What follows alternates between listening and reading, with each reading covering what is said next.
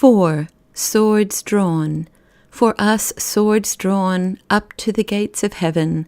O may no coward spirit seek to leaven the warrior code, the calling that is ours, forbid that we should sheathe our sword in flowers. Swords drawn, up to the gates of heaven. For us swords drawn, up to the gates of heaven. Captain beloved, battle wounds were thine. Let me not wonder if some hurt be mine. Rather, O Lord, let my deep wonder be that I may share a battle wound with thee. O golden joy that thou, Lord, givest them who follow thee to far Jerusalem. O joy immortal when the trumpets sound and all the world is hushed to see thee crowned.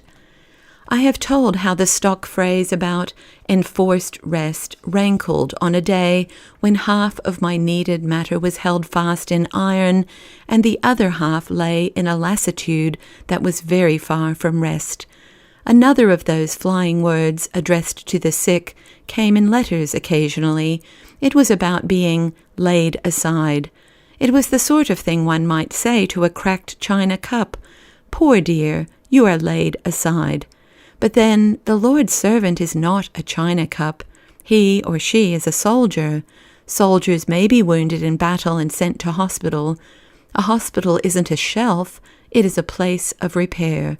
And a soldier on service in the spiritual army is never off his battlefield.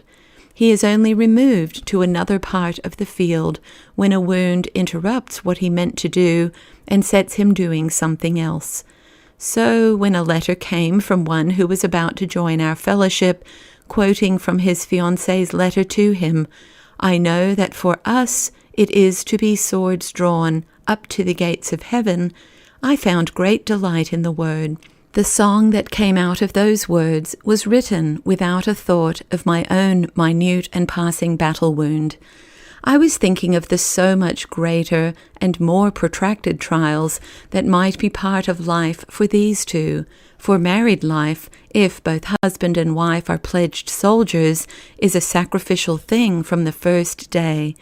But now that the song is sung to its kindling music, I have sometimes let it turn to present comfort, and I would pass it on to all hurt soldiers everywhere. Is it not joy, pure joy, that there is no question of the shelf? No soldier on service is ever laid aside. He is only given another commission, sometimes just to suffer. We are not told yet the use of that.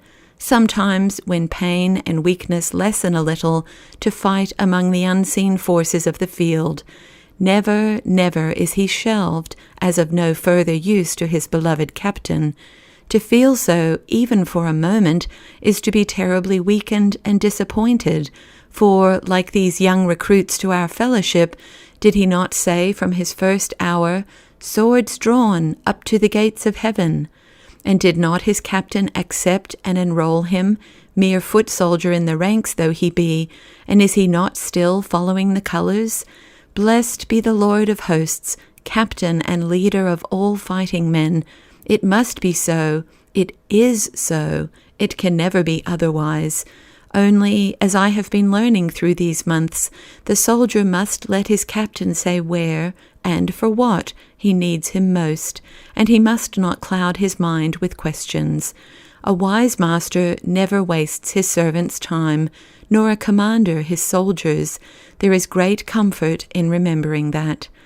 So let us settle it once for all, and find heart's ease in doing so. There is no discharge in our warfare, no, not for a single day. We are never hors de combat. We may be called to serve on the visible field, going continually into the invisible, both to renew our strength and to fight the kind of battle that can be fought only there. Or we may be called off the visible altogether for a while and drawn deep into the invisible. That dreary word, laid aside, is never for us. We are soldiers of the King of Kings. Soldiers are not shelved.